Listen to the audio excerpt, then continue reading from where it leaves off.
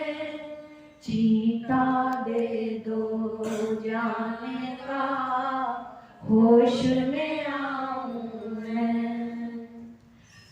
तो हम लोग अपने जीवन को श्रेष्ठ बनाने के लिए जो हो गया सो हो गया, लेकिन अब तो आगे जीवन सुधार करें और जो हमारे विद्वत जन हमारा मार्गदर्शन करते हैं उनके अनुसार अपना जीवन बनाएं, वेद अनुसार अपना जीवन बनाएं। श्रद्धेय भानु प्रकाश जी का और उनके साथी श्याम जी का बहुत बहुत धन्यवाद। अत्यंत मधुर कार्यक्रम आपका रहा, बहुत ही सरलता से बच्चों को भी समझ में आया, कुछ हास्य प्रसंग लेकर बच्चों के साथ बहुत अच्छा कार्यक्रम रखा। आपका बहुत बहुत धन्यवाद। आदरणीय भूषो मार्शद की प्यारे बच्चों, अब मैं सादर आमंत्रित करती हूँ हमारे आर्य जगत के मूर्धन्य विद्वान, जो कि आप लोग जानते हैं, बहुत पुराना परिचय है हमारा आचार्य जी से।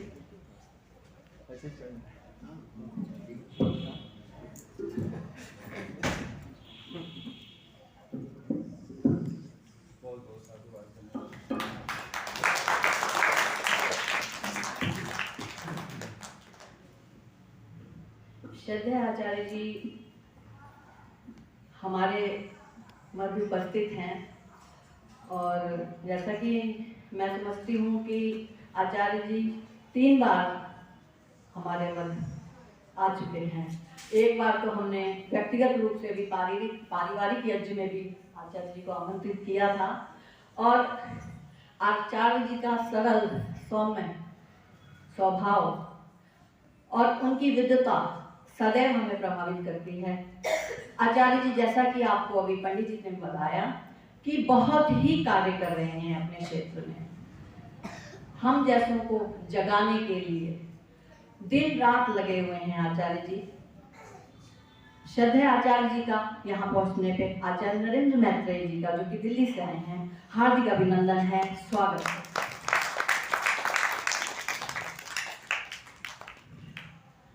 अब मैं श्रद्धेय आचार्य जी से अनुरोध करूंगी कि वे 11 बजे तक अपना सारगर्भित प्रवचन हमारे मध्य रखेंगे। श्रद्धेय आचार्य जी।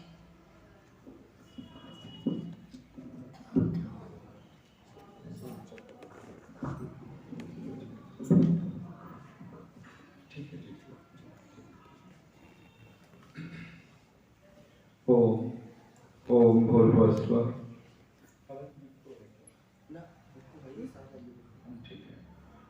ओम आवाज ठीक है? क्योंकि भजन में तो ऐसा होता है, इसको आदमी चल जाता है। तो आइए पूरी श्रद्धा के साथ आप सब महर्षि देव दयानंद द्वारा संस्थापित आर्य समाज के स्थापना दिवस, नव संवत्सर, नव सृष्टि संवत, मानव संवत, वेद संवत, ये सब नाम आप ले सकते हो। और इसी में बहुत सारे महाराजा विक्रमादित्य, जिनके नाम पर हम विक्रम संवत की बात करते हैं, युधिष्ठिर जी महाराज की अगर बात करते तो 5000 वर्ष की, तो द्वापर युग की बात। वहीं पर भगवान राम की रामनवमी तो मनाएंगे। बहुत सारे विद्वानों का मत है कि राम जी का चैत्र प्रतिपदा को उनका राज्याभिषेक भी हुआ। ऐसे अनेक और अनेक महापुरुषों के तो जन्म दिवस भी, जो चैत्र प्रतिपदा शुक्ल पक्ष, तो 9 वर्ष। और यहाँ तक माना जाता है कि जब शुक्ल पक्ष आता है पहला, तो अगर सृष्टि संवत हुआ तो वहीं से वसंत ऋतु का प्रारंभ होती है। क्योंकि उससे पहले से कैसे गिनेंगे? जब मनुष्य उसी दिन हुआ, सृष्टि उसी दिन हुई, वेद उसी दिन हुआ। लेकिन कुछ पंचांगों की विडंबना कहें कि उसके कारण हम लोगों को, नहीं तो हर मास जब प्रारंभ होता है तो शुक्ल पक्ष से प्रारंभ होना चाहिए और अमावस्या पे उसकी पूर्णाहुति होनी चाहिए, उसका संपन्न होना चाहिए। लेकिन हम लोगों का विपरीत चलता है और उसका परिणाम है। तो लेकिन फिर भी कहीं न कहीं एक तिथि पर आकर के सब दिख जाते हैं और वो शुक्ल पक्ष है। महर्षि देवदयानंद की बहुत बड़ी विशेषता है कि वो जितने भी संस्कार हैं, खास करके विवाह आदि जितने भी, वो लगभग सब शुक्ल पक्ष में करने के ही आदेश है।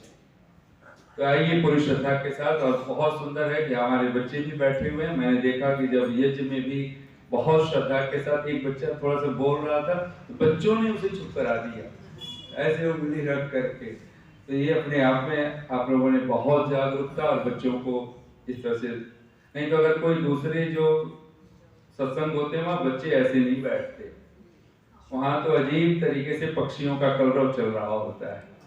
तो आइए पूरी श्रद्धा के साथ में भगवान से प्रार्थना करते हुए सभी करवट होकर के बैठे, हाथ जोड़ करके।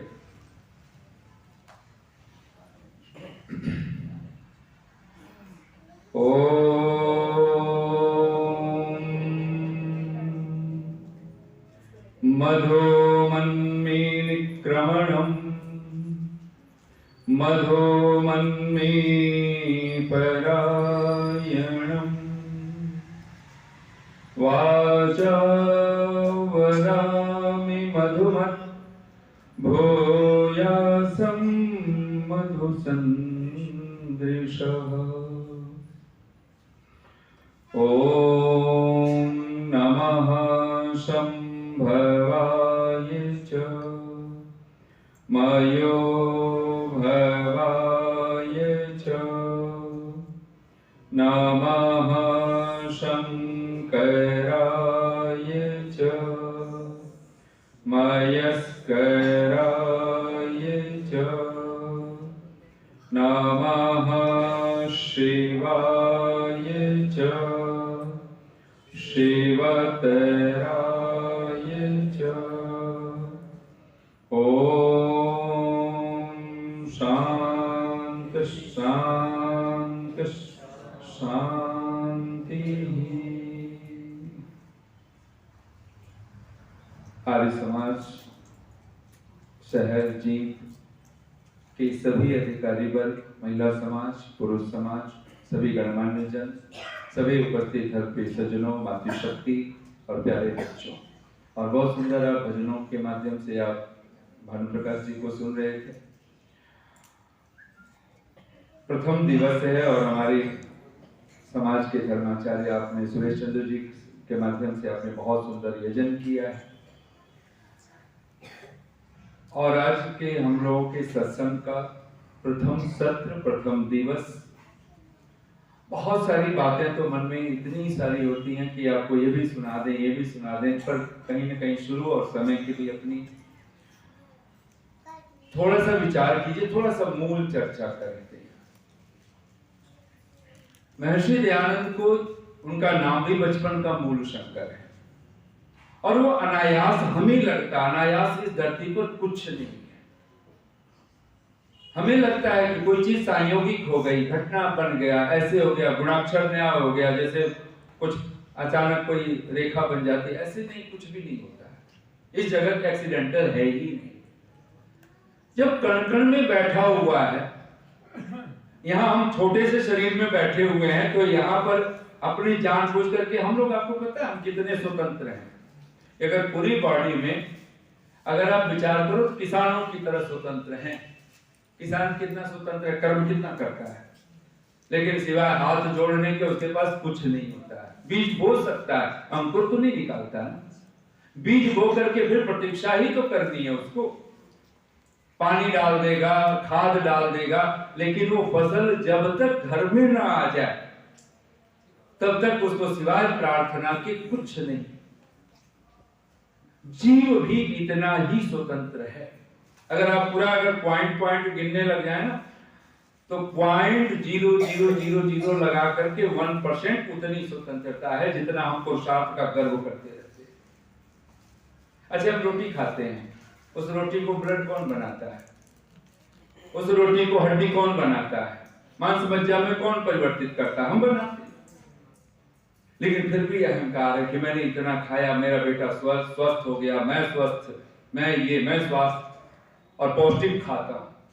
पच न जाए तो चाहे आप हजारों का खाएं। अब तो मशीनें बिल्कुल टेस्ट कर सकते हो, देख सकते हो। आप 1000 रुपए के पौष्टिक पदार्थ जितने भी आप दुनिया के बढ़िया से बढ़िया हो सकते हैं, ड्राई फ्रूट से लेकर के और सब चीज, वो खाइए और एक तरफ सूखा चना चबाइए। हो सकता है, जिसको कबीर ने कह दिया था, रूखा सूखा खाई के ठंडा पानी पी, बोल दिया है ना। ऐसे नहीं बोला होगा, उस समय तो कोई मशीनें नहीं थी, लेकिन आज मशीनें हैं। और एक तरफ आप ईर्ष्या में, काम, क्रोध, लोभ, मोह में जल रहे हो, और फिर आप 1000 रुपए की थाल लेकर के बैठे हो, और मशीनें बता देंगी कि शरीर में कुछ पॉइजन जा रहा है, कुछ जहर जा रहा है। खा रहे हैं आप पौष्टिक, लेकिन जा रहा है पॉइजन, जहर। और एक व्यक्ति बिल्कुल रूखा सूखा खा रहा है। तुम्हीं निवेदित भोजन करही, प्रभु प्रसाद पट भूषण धरी। गोस्वामी तुलसीदास जी। और ये किसे कहलवा रहे हैं? रामचरितमानस में महर्षि वाल्मीकि से कहलवा रहे हैं। और कितना सुंदर वो अलंकारिक वर्णन के भगवान कहां बसते हैं। तुम्हीं निवेदित भोजन करे, जो परमात्मा को निवेदित करके भोजन करता हो। प्रभु प्रसाद पट भूषण धरी, वस्त्र आभूषण कुछ भी अगर धारण करना है वो प्रभु का प्रसाद है। और प्रसाद न थोड़ा होता है न ज्यादा होता है, प्रसाद तो बस प्रसाद होता है। प्रसाद प्रसन्नता। और जो निवेदित करके अगर वो सूखा चना भी चबा रहा है, तो मशीनें बताएंगी कि कुछ अमृत जा रहा है, कुछ स्वास्थ्यप्रद, कुछ पौष्टिक, कुछ स्वास्थ्य, कुछ स्वस्थ जा रहा है इससे, और वो पचेगा।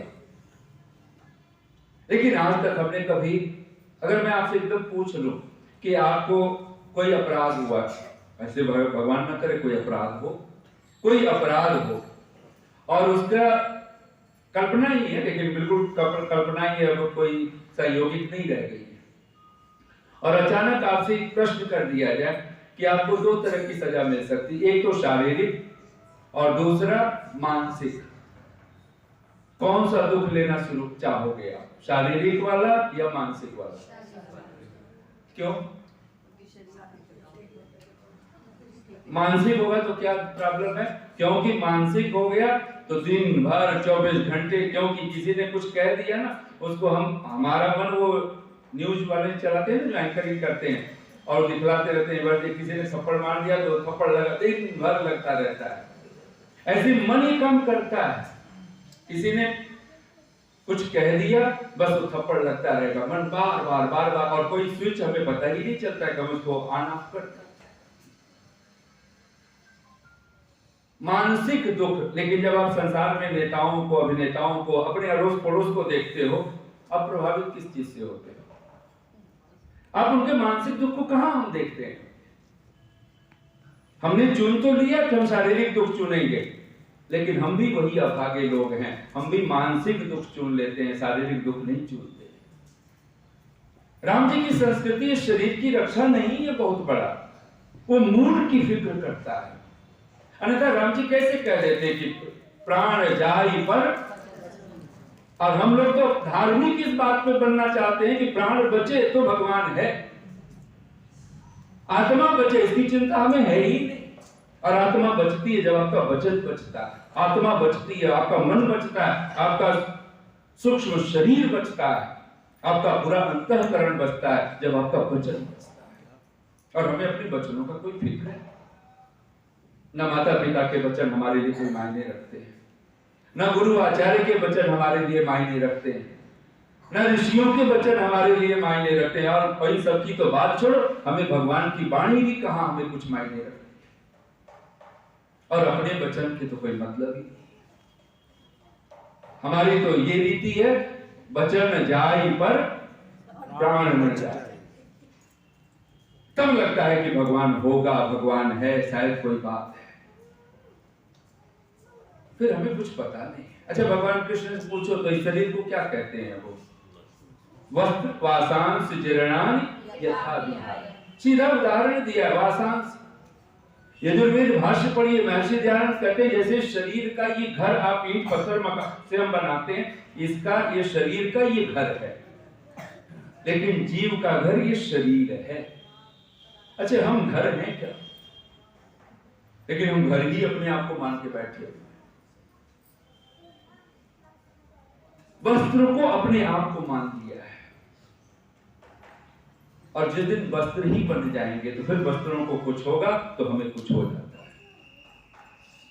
अच्छा, एक कल्पना करो, अगर ऐसे हम खूब आज ही कपड़ा कोई पहना है और अचानक कोई ऐसी कटीली तार लग गई, कोई चीज लगा और पूरे हमारे वस्त्र तार तार हो गए, लेकिन मेरी स्किन को भी कोई एक खरोंच तक ना आई, मुझे खुश होना चाहिए कि मुझे दुखी होना चाहिए? लेकिन हम ऐसे नहीं होते हैं। हम तो रोएंगे साथ छाती पीट करके, आज ही तो इतने 1000 का तो कुर्ता लिया था, सीधे उसकी वैल्यू हमारी वहां पहुंचेगी। हमें नहीं कुछ हुआ, कहीं शरीर को हो जाता तो कोई बात नहीं, सीधा के थोड़ी बहुत मरहम पट्टी करवा देते। वो कहते हैं ना कि एक आदमी नया नया जूता पहना था और बरसात के दिन अचानक बारिश हो गई, जूता पहना, उधर से लहू लुहान होता हुआ पैरों से घर में प्रवेश किया, पूरे पैर लथपथ खून से। पत्नी ने कहा कि जूते हाथ में लेके आ रहे हो, पैर लथपथ है खून से, क्या हुआ है? बोले कील। अब देखा तो उसमें कील घुसी पड़ी थी पैर में, तो निकाल दिया गया। कहा भगवान का लाख लाख शुक्र है आज ही जूता खरीदा था, अगर ये जूते में सुराख हो जाता तो मेरा जूता ही बेकार। पैर का क्या है, पैर में तो फिर जाके मरहम पट्टी करा लेंगे, फिर भगवान उसको ठीक कर ही देगा। ये ठीक है ना सोचना? आपको क्या लगता है? हम ऐसे नहीं सोच रहे हैं, ऐसे ही सोच रहे हैं। वो 2000 का, 500 का, 1000 का, 4000 का, 10,000 का जूता वो कीमती है। उधर क्या है, 100 रुपए के 50 रुपए, 10, 20, 50 रुपए का टिटनेस का इंजेक्शन लगवा लेंगे, इससे ज्यादा तो नहीं लगेगा। ये हम लोगों की सोच बनती जा रही है। तो फिर हम कौन बन गए?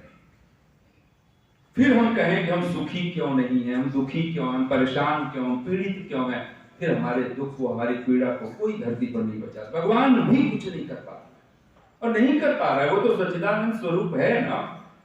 ऐसा थोड़े नहीं कि सतयुग में सच्चिदानंद था, द्वापर त्रेता तक आते आते थोड़े सच्चिदानंद में थोड़ी कमी हो गई, द्वापर में आते आधा हो गया, कलयुग में आकर के वो भी रो रहा होगा, सिर पीट रहा होगा, ऐसा हुआ? आज भी कोई ऋषि हो, चाहे वो किसी मत पंथ का हो, हर कोई यही कहता है कि भगवान तो वो आनंद स्वरूप ही है, वो तो अपने आप में मस्त। इंसान में भगवान है, भगवान में इंसान है, इंसान में भगवान है, भगवान में इंसान है। उन सफीनों का कभी, सफीना कहते हैं नौका को, उन सफीनों का कभी तूफान कर सकते हैं क्या, जिनका माची है प्रभु, जिनको प्रभु पे मान है। मंजिलें चल पड़ती हैं उन राहगीरों की तरफ, और हमारी मंजिल कोई जड़ नहीं, हमें फ्रॉम हियर टू देयर की यात्रा नहीं करनी है। यहां से वहां अमरनाथ, केदारनाथ, बद्रीनाथ जाकर के और गुफा में नहीं बैठने की बात है। ठीक है, बैठे, भगवान का नजारा यहाँ नहीं दिखाई दे सकता है। जो आप जींद में बैठे हो, आप शायद बद्रीनाथ पहुंच जाए तो वहां कुछ अलग से आपको दिखे, वहां के वातावरण ही आपको प्रभावित करते हैं। तभी तो भगवान कहते हैं उपवरी गिरिणा संगमे च नदीना। लेकिन जिसको पता है उसको यहीं पर वो गुफा बना सकता है। उसको भटकने के लिए नहीं है कि भगवान यहाँ कोई काशी में जाता है कि मथुरा में। लोगों की अभी भी यही मानसिकता हमारी बन रही हो, तो फिर हमने ऋषि को कहां समझा है, फिर भगवान की वाणी को फिर एवरीवेयर करने का फिर कोई अर्थ कहां रहा? कभी हमें ये ख्याल ही ना आता हो। मंजिलें चल पड़ती हैं उन राहगीरों की तरफ, दिल में जिनके जोश है, पैरों में जिनके चाह है। दो चीजें चाहिए, दिल में जोश, पैरों में चाह। और इसी का नाम अगर महर्षि दयानंद के शब्दों में कहें तो सत्यार्थ प्रकाश। ये जो जान है ये सत्यार्थ है, प्रकाश है। और जो हर अध्याय है ये समुल्लास है, ये उत्साह, ये जोश। उल्लास कभी धीमा ना पड़े। हम लोग पहली बार संध्या करते हैं तो हमें लगता है बहुत मन लगा। जब वो मंत्र याद हो जाता है, मन रट लेता है, तो कहते हैं जी नहीं, मन तो रट लिया, अब वो तो फिर मन भटकता रहता है, अब हमारा मन नहीं लगता। ऐसे ही हम लोग सोचते हैं। अच्छा, मैं आपसे पूछूं, एक कुछ कैब पे आदि ड्राइवर गाड़ी में बैठ जाओ, जिसका ड्राइवर कहे मुझसे बिल्कुल बात मत करना, मैं बिल्कुल गाड़ी चला रहा हूं, एकदम ऐसे तना हुआ है, बिल्कुल देख रहा है, ऐसे ऐसे करके चलाया जा रहा है। और एक वो ड्राइवर है जो आपसे बातचीत भी कर लेता है, आपसे पूरा आपकी खोज खबर ले लिया, अपनी भी बता दी, और गाड़ी भी बहुत बढ़िया चला रहा है। कौन किस पे बैठना चाहेंगे? है ना? आप सोचो, हम लोग भी कहीं ना समझ है। आप उसको क्यों परफेक्ट समझना चाहते हो कि जो बात ही नहीं करना चाहता, केवल स्टीयरिंग और हैंडल पैडल तक ही लगा हुआ। परफेक्ट हो रहे हो तो आप बहुत कुछ कर सकते हो। मन के शक्ति को हम कहां पहचान पा रहे हैं? और उसमें उसी मन से हम लोग कई बार कह देते हैं संध्या में मन नहीं लगता, और व्याख्या हमारी अपनी है। यज्ञ में मन नहीं लगता, बच्चों का मन नहीं लगता है, बच्चों को आप तैयार करके भेज दो, बच्चे कब आने को राजी हैं। लेकिन आप तैयार करते हो कि नहीं? ऐसे एक एक दिन करके तो जा करके फिर पढ़ेंगे, लिखेंगे, विद्वान बनेंगे, डॉक्टर बनेंगे, इंजीनियर बनेंगे, कुछ तो बनेंगे ना। नहीं, घर में बिठा दो, बात नहीं। और फिर यहाँ वो मन फिर उस पकड़ना शुरू करता है। बोलिए, पहला ही सूत्र है ऋषि का, और ये 10 सूत्र हमें नियम की तरह नहीं दिखाई देते, लेकिन सचमुच में अगर नियम कभी धरती पर बनने चाहिए तो ऐसे ही नियम होने चाहिए। और नियम शब्द आप बोलो तो भगवान पतंजलि के 5 सूत्र, 5 शब्द ध्यान में आ जाने चाहिए। बोलिए, शौच, संतोष, तप, स्वाध्याय, ईश्वर प्रणिधान। इसको नियम कहते हैं। जब भी आपका नियम कोई बनाओ तो नियम में सबसे पहले शुचिता, शौच, दूसरा संतुष्टि, तीसरा शौच, संतोष, तप, द्वंद्व सहन, धर्मानुष्ठान, धर्म कर्म का आयोजन, स्वाध्याय, भगवान की वाणी का अध्ययन, वेद वाणी का स्वाध्याय, फिर ईश्वर प्रणिधान, हर पल उसी को समझना। अगर ये 5 चीजें आपके जीवन में है तब आप समझना आप नियम से चल रहे। और जब संयम की बात करते हो तो 5 चीजें होनी चाहिए। वो भी 5 शब्द है भगवान पतंजलि के। हाँ जी बोल। हम लोग तो यम शब्द वही जो सारी दुनिया लेके बैठी है, यमराज। हमें यम से कुछ और नहीं समझ में आता है। यम सीधा मृत्यु आदि आदि। लेकिन ये अगर भगवान पतंजलि के शब्द है ना, अहिंसा। बोलिए, अहिंसा, सत्य, अस्तेय, ब्रह्मचर्य, अपरिग्रह। अगर ये 5 शब्द आपके जीवन का अंग बनते हो तब समझना आप संयम में हो। हम संयम का क्या अर्थ लेकर के बस हम सोचते हैं कि कछुए की तरह अपने आप को समेट लिया, वो खाने का मन कर रहा है, नहीं खा रहे हैं, बस हम संयमित हैं। वो देखने का मन कर रहा है, नहीं देख रहे हैं, आंख मीच करके बैठ गए कबूतर की तरह, हम संयमित हैं। ऐसा नहीं होता है। शुरुआत हो सकता है बचपना में हो सकता है, बचपन अगर वो बच्चों जैसी दशा है तो बिल्कुल ठीक है, बच्चों को तो ऐसे ही रोकना पड़ता है। लेकिन समझ बढ़े तो संयम का रूप कुछ और होगा। लेकिन हम अभागे लोग न तो मैं अगर कहूं कि 10 नियम, और 10 नियमों में ऋषि ने सुचिता से ले करके और सीधा सीधा ईश्वर प्रणिधान पर्यंत। ईश्वर प्रणिधान हो तो आपको अपने पराये का भेद गिर जाता है। फिर आप सर्वहितकारी नियम देखना शुरू करते हो। हम लोग तो वहां भी, हम लोग तो जब 10 नियम पढ़ते हैं ना, हम लोग 10वें से स्टार्ट होते हैं। प्रत्येक हितकारी नियम में सब स्वतंत्र रहें। तो हम घर में बैठे तो स्वतंत्रता ढूंढ रहे हैं, उसी कारण सारी बीमारी। परिवार में बैठे तो स्वतंत्रता, समाज में बैठे तो स्वतंत्रता, राष्ट्र की तो बात ही छोड़ी। प्रत्येक हितकारी नियम में सब स्वतंत्र रहें, ये हमारा फार्मूला है। और किसको? ऋषि दयानंद का है जी। हम 10वें से स्टार्ट हो रहे हैं। आपको पता है, किसी चीज को, एक साधु को मैं सुनता था और मुझे बहुत अच्छा लगता है। हमारे जीवन में दुख है, इसमें कोई अतिशोक्ति नहीं। अब कोई कहे कि नहीं बिल्कुल दुखी नहीं है तो लगेगा कि भाई झूठ बोल रहा है या फिर मेंटल हुआ पड़ा है। अब कोई कहे मैं बहुत सुखी हूं तो मतलब ही नहीं, क्योंकि दुख है। और ये कौन कह रहा है? नानक जैसे कभी कह देता है, नानक दुखिया सब संसार। महर्षि पतंजलि खुद कहते हैं सर्वम दुखम एव विवेकिना। अगर विवेकी भी है तो देखता है सर्वम दुखम एव। इस संसार तो दुख रूप है, दुखमय है। लेकिन कैसे आपको पता चलता है कि दुख होते हुए भी, दुखी होते हुए भी और हम कोई सुख में हो सकते हैं? नानक यही कह करके चुप थोड़े बैठ गए, नानक दुखिया सब संसार। वो आगे बढ़ते हैं, हम लोग तो वहीं रुक जाते हैं। कहते हैं सो सुखिया जे नाम आधा। एक वेद का मंत्रांश है, बोलिए एक बार आप सभी। पुरः सदः पुरः सदः शर्म सदः। और ये महर्षि देवयानंद ऋग्वेद का मंत्रांश है, पुरः सदः शर्म सदः। अगर आप ऋषि दयानंद का आर्या विभिन्न, एक बहुत अद्भुत पुस्तक है, ग्रंथ है, उसमें वो शब्द कहते हैं जो ईश्वराभिमुख होते हैं। पुरः सदः का अर्थ है पुरः सामने, हमेशा आपके समक्ष ईश्वर ही है, वही हर पल है।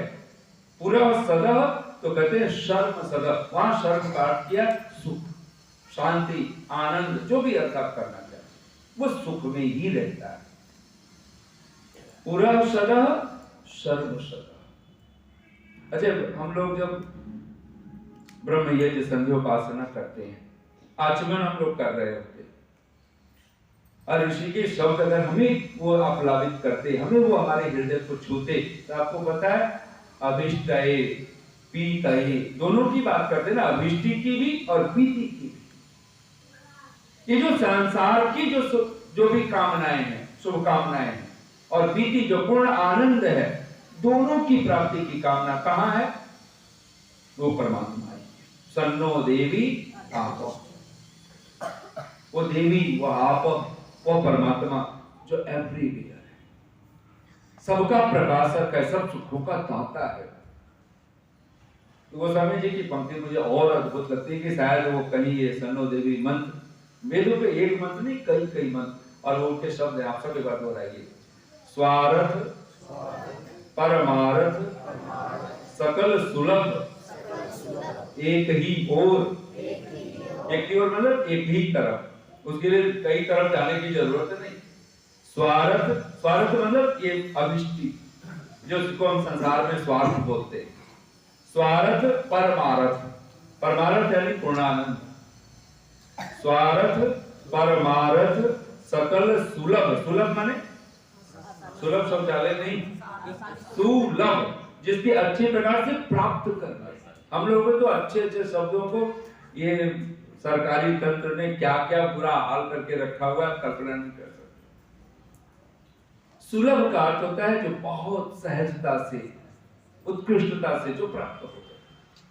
सकल सुलभ एक ही ओर। और दूसरी पंक्ति बहुत महत्वपूर्ण है, द्वार दूसरे, बोलिए द्वार दूसरे, द्वार दूसरे दीनता, बोलिए द्वार दूसरे दीनता। उचित न तुलसी तो, उचित न तुलसी तो। अच्छा, दूसरे द्वार कौन से हैं आपको ख्याल में आए? पहला द्वार ईश्वर, दूसरा द्वार जीव, तीसरा द्वार प्रकृति। एक द्वार है ईश्वर। ये तीन ही द्वार है ना। आप कहां जाओगे? या तो प्रकृति के पास जाओगे, तो बहुत सारे लोग आनंद के लिए तो कहीं सारे पिकनिक स्पॉट कहां बना रहे हैं? वही पहाड़ों पे, वही कंदराओं, जहां पर भी जाके ध्यान करने की बात थी, साधना उपासना करने की बात थी, पता चलता है वहां पी पा करके और डांस, कूदना, उछलना, नाचना और न जाने क्या क्या पागल। स्वार्थ परमार्थ सकल सुलभ एक ही ओर। द्वार दूसरे दीनता उचित न तुलसी। दूसरे द्वार पर जाके दीनहीन बनना, इससे ज्यादा बढ़कर के दुर्भाग्य कुछ नहीं हो सकता। और आज हम लोग कहीं वृक्षों के छांव में जाकर के प्रकृति से मांग रहे हैं। हमें भगवान का कोई ख्याल नहीं। मांग सकते हैं अगर आपको ये ख्याल हो कि वही एवरीवेयर है, अब जहां बैठे वही तो है। और खास करके भगवान के 5 स्थान, 5 जगह हैं। आप संध्या करना है, संध्या कब करनी है? दिन भर थोड़े ना करनी है, 24 घंटा आपको नहीं करना है। अब कोई कहे जी ब्रह्म व्यापक है, सर्व व्यापक है, तो उतने मंत्र पढ़ने हैं, जब आंख खुले, जब सवेरा हो तभी बैठ करके, जब ही जगे तभी सवेरा, जब मर्जी तब पढ़ लें। क्या वो संध्या कहलाएगी? संध्या का मतलब ही सम्यक ध्यान है, बिल्कुल ठीक है, लेकिन संध्या का मूल अर्थ है वो संधि वेला, वो प्रातः काल की संधि वेला, वो सायं काल की संधि वेला। आप लंच वाले टाइम में करेंगे तो लंच का लाभ लेंगे। डिनर का लाभ डिनर वाले टाइम पे आप करें, और डिनर में तो कोई मतलब ही नहीं है, डिनर तो करना ही नहीं था, ये अंग्रेजों की तरफ दे रहे हैं। नहीं तो डिनर तो कहते हैं रात का भोजन तो ये जैनियों के लिए नहीं है, सबके लिए कि रात को भोजन नहीं करना चाहिए। सूर्यास्त हो गया और वो पता नहीं परमात्मा कब वो दिन करेगा कि जब ऐसे हम लोग जीवन वाले। अभी मैं दिल्ली में गुड़गांव के पास में, गुड़गांव में ही समाज में कार्यक्रम था सुशांत लोग, तो वहां ऐसी कोई चर्चा कर रहा था, तो एक महिला बोली, आचार्य जी अमेरिका में 7 बजे के मतलब सूर्यास्त के बाद 7 बजे के बाद वहां पे कोई भी बातचीत करना, लाइट जलाना आदि आदि लगभग वो बैड मैनर्स माना जाता है। अगर कोई आप 7 बजे के बाद, अच्छा ये हम लोग ऐसे ही नहीं जीते थे, हम लोग दादा दादी माता पिता नाना नानी से कहानियां सुनते थे। कब सुनते थे? रात के 12 बजे सुनते थे, सांझ हम सो ही जाते थे ना लगभग। और संधि वेला में कोई सोता भी नहीं था, संधि वेला में कोई खाता भी नहीं था। बीमार से बीमार आदमी को कुशन देकर के बिठा दिया जाता है कि बैठो। संधि वेला में कोई सोए तो ये महापाप,